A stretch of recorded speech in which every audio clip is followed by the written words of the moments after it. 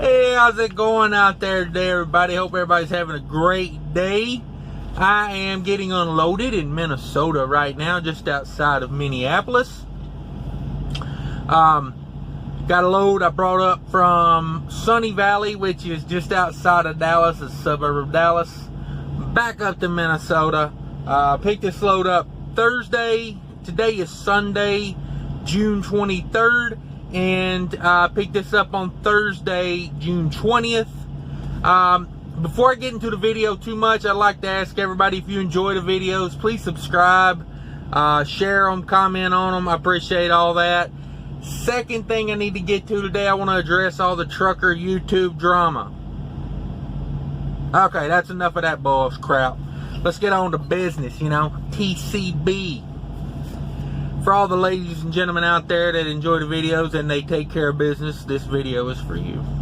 So, I was in Dallas and I took a load down, frozen food load down to Fort Worth, and I needed to get straight back to Minnesota because I'm going on vacation tomorrow. Monday is when I leave out. So, I was looking for a load straight back. This load did not pay that well, but it delivers on Sunday, which you don't see a whole lot, and it was a 50-mile deadhead, and it literally delivered within a half hour of my house. All things that I enjoy. So, I prefer zero deadhead, but if you gotta have deadhead, 50's not bad. It picked up late in the afternoon Thursday, and once I picked it up, I pretty much just I barely got out of Dallas. Dallas traffic, trying to get out of Dallas is horrendous these days in the afternoon. So I drove about 80 miles out of Dallas. It took me 2.5 hours to go 80 miles. I was kind of done with the day at that point. Wanted to get a parking spot because I knew everybody else had sat in that traffic and they were all going to be wanting a parking spot as well. So I figured I'd jump the gun on them and just go ahead and get a parking spot, get up early the next morning. That's what I did. I ran 700 of it, 700 of the 950 loaded miles, 1,000 miles total. It was 999 miles, so we're going to say 1,000 for round number's sake. 950 loaded, 50 deadhead. So yeah, I ran 80 of it Thursday after I got it loaded. I ran 700 of it Friday. I had a big day Friday. Got a lot of it done Friday. Got up yesterday on Saturday, drove about 190 miles, stayed at the house last night, drove it over here this morning, had a 6 a.m. Sunday delivery. So, a little bit about the load. Like I said, I had a load that I could have got that was delivering Sunday, but it was going to Chicago via Dayton, Ohio. It had to stop in Dayton, so I had to go from Dallas to Dayton, Ohio, over to Chicago.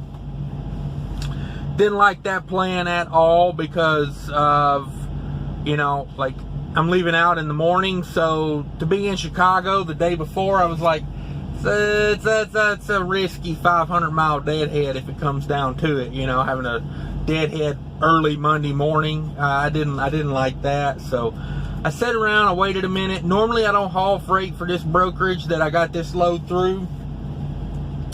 They are a kind of a low baller type, brokerage. I'm not going to say their name, their initials, 3 letters. If you've worked the load board, you probably know who I'm talking about. But anyway, normally I don't pull their freight because they do this stuff. This should have been like a $2 a mile load right here. They come in, they undercut it, and then they undercut the trucks. So I don't like dealing with them because I know they do that crap. So I don't understand why these brokerages have to do that. They want all the freight and work on volume, whereas they could deal with less headaches and pull at a decent rate, and then they wouldn't have to work on volume. They could work on good money loads, but instead they want to lowball everybody, and that is what it is, guys. Can't change them. I don't haul for them very much. I think I've hauled, guys, it's probably been about 8 or 9 months since I pulled one of their loads. And they got loads out there because they're cheap as, crap. So They got freight, but I try not to pull it. So this load, like I said, 1,000 total miles, 950 loaded miles. It was paying $1.68 a mile.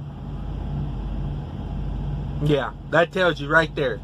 So with deadhead and everything, it paid $1,600. So that's $1.60 a mile. You know, and that's like, for an owner operator, I got a pretty efficient little setup here. You know, I don't pay for trailer. I don't pay for a lot of things. You know, on the 80-20 split, I got a lot of it worked into their side. So, you know, basically I'm responsible for the truck. And, you know, it's a pretty, you know, I try to keep it pretty efficient. But at $1.60, you're hovering at bankruptcy. I don't care. You know, if you pull all your freight at that rate, you're hurting. You're hurting. I don't care who you are. Like I said, I took it because I needed to be in a certain place at a certain time. I don't like doing that just because I know, it hurts the overall market. But at the same time, I was one of 40 trucks pulling out of this place that day alone. They had 40 pulls, and I'm going to say they were all probably basically in that same region of price. Like I said, I grabbed it more because of the destination and the date it delivered, and that's not a good excuse to pull at $1.60, but it is my excuse this time. Some redeeming qualities about the load that made that $1.60, $1.20 to the truck. Ouch! Like that's like lease purchase, you know, mega carrier price, $1.20 a mile. It hurt. It only weighed 7,000 pounds. That was one redeeming quality. It wasn't a full truckload. It ran at 45 degrees continuous.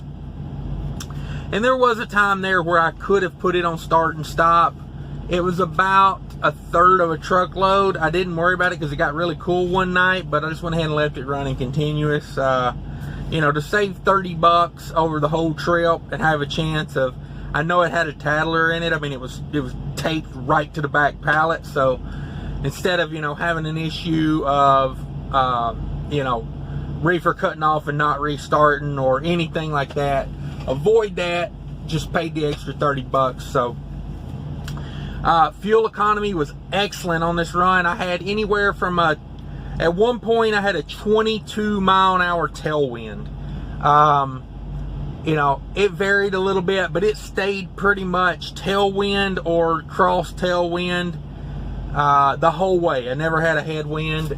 5 to 22. 22 was the fastest I seen the wind on my weather out, but yeah. So I stopped. I had 820 miles left to the house.